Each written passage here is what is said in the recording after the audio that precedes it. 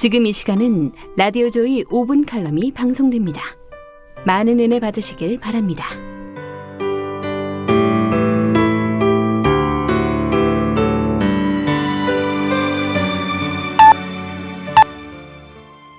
GTS 조이 애청자 여러분 안녕하십니까? 양천구에 위치한 비전교회 윤여재 목사입니다. 오늘은 큰 용사여 일어나라는 말씀으로 사사기 6장 11절에서 18절까지 나누도록 하겠습니다. 할렐루야, 오늘도 하나님은 살아계십니다. 살아계신 하나님께서 여러분을 만나주시고 복 주십니다.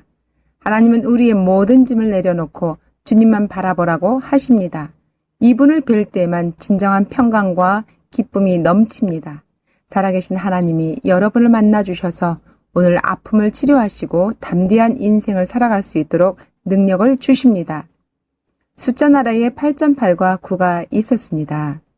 숫자 8.8은 늘 의시되는 숫자 9만 보면 주눅이 들어 고개를 들지 못하고 눌려서 얼굴에 미소도 없습니다. 숫자 9는 의기당당함으로 나갔지만 그럴수록 숫자 8.8은 자존심이 꺾이는 마음의 고통 속에 수치심까지 들고 맙니다. 그러나 그 어느 날 숫자 8.8은 여유 만만하게 어깨를 활짝 펴고 입가에 웃음을 짓고 휘바람까지 불며 지나가는 것이었습니다. 숫자 9는 그 모습을 보고 불러 세웠습니다. 너 어제 무슨 일이 있었니? 8.8은 9에게 아주 나직한 귓속말로 나 어제 점 뺐다? 하나님은 사람들 누구에게나 점을 하나씩 찍어 주었지요. 사람들은 이 점을 약점이라고 말합니다. 우리는 이 약점을 빼기만 하면 기도원과 같은 큰 용사가 되어서 어떠한 일이라도 담대하게 헤쳐나갈 수 있습니다. 오늘 성경 본문에 기도원이라는 인물이 나옵니다. 기도원은 므낫세 중에 지극히 약하고 아버지 집에서도 가장 작은 자입니다. 그런데 하나님은 이런 기도원을 어떻게 큰 용사로 불렀을까요? 여러분, 좀 이상하지 않습니까? 여호와께서 그를 향하여 이르시되 너는 가서 이 너의 힘으로 이스라엘을 이 미디안의 손에서 구원하라. 내가 너를 보낸 것이 아니냐. 그러나 기도원이 그에게 대답합니다. 오 주여, 내가 무엇으로 이스라엘을 구원하리이까? 보소서, 나의 집은 므낫세 중에 지극히 약하고 아버지 집에서도 가장 작은 자이나이다. 이렇게 말합니다. 답답하고 어려운 현실이 우리 인생을 짓누르고 어디로부터도 구원이 임할 것 같지 않은 암담함이 엄습해 올 때 우리는 하나님의 구원하시는 의지에 대해서 의문을 품게 됩니다. 과연 하나님은 우리를 구원하실 계획을 가지고 계신가? 혹시 하나님이 우리를 버리신 것은 아닐까? 하나님은 우리의 일들에 대해서 아무런 관심도 없으신 것인가? 하나님이 살아계시다면 어떻게 이런 일이 일어날 수 있을까? 하나님이 지금도 역사하신다면 왜 이런 일을 내버려 두시는 것인가? 우리는 이와 같이 해답을 찾을 수 없는 의심스러운 많은 질문에 파묻혀 살고 있습니다. 그 시대의 기도원의 형편과 처지에 찾아오신 그 하나님께서 오늘 우리의 답답하고 어두운 현실 속으로 찾아와 믿음으로 일어나 큰 용사가 되라 말씀하십니다. 우리가 기도원하면 먼저 떠오른 것이 300명의 용사입니다. 그 300명의 군대로 미디안 대군을 무찌르고 나라를 구한 애국자 총사령관입니다. 미디안 사람들은 추수할 때도 찾아와 조금이라도 곡식이 발견되면 모두 빼앗아 갔습니다. 몰래 농사를 지은 것으로 충분하지 않고 이것을 몰래 타작하는 것은 더 큰 일입니다.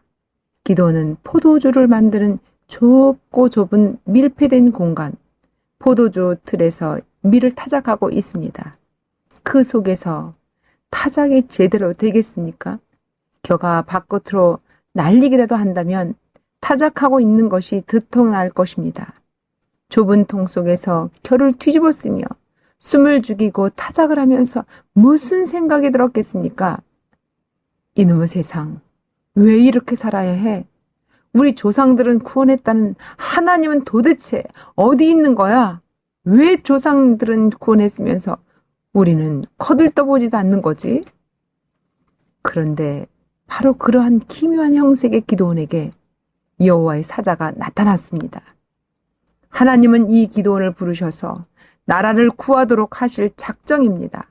하나님은 미디안 사람의 눈을 피해 포도주 틀에 들어가 몰래 밀타작을 하는 힘없는 농부 기드온을 부르셔서 미디안의 군대를 쳐부시고 나라를 구하게 하시려는 것입니다. 어떠한 환경이라도 믿음은 일어나게 합니다. 이것이 하나님의 부르심의 특징입니다.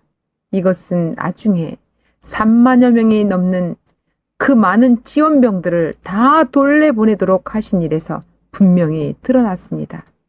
구원은 능력 있는 지도자에 의한 것도 아니고 큰 군대의 힘으로 얻어지는 것도 아니라는 것을 말씀하시려는 것입니다.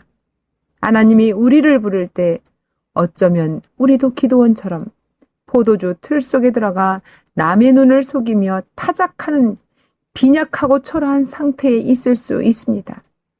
그런 우리를 하나님이 쓰시겠다고 지금 부르십니다. 여러분이라면 기드온과 같은 형편과 처지, 그 열악한 환경 속에서 하나님이 부르신다면 순종하고 다시 일어설 수 있습니까? 빈약하고 초라한 상태라도 하나님이 주시는 큰 믿음은 다시 큰 용사로 일어날 수 있습니다. 그런데 죄송하지만 아직도 우리는 조금도 준비되어 있지 않습니다. 겸손해서가 아니라 우리 자신의 부족하고 연약한 모습을 너무나 잘 알기에 하나님의 부르심에 선뜻 나서지 못합니다. 그러나 부르심의 주체가 하나님이실 때 우리의 연약함은 오히려 부르심의 이유가 되기도 합니다. 우리의 연약함 가운데 하나님의 능력이 나타나도록 하시려는 하나님의 그 계획이 있기 때문입니다. 우리의 연약함 가운데 믿음은 하나님의 살아계신 능력으로 다시 일어납니다. 포도주 틀에 들어가 밀타작을 하는 힘없는 기드온을 부르셔서 미디안의 대군을 무찌르게 하실 줄을 누가 알았겠습니까? 작은 일에 충성하는 사람이 큰 일에도 충성할 수 있다고 주님이 말씀하셨습니다.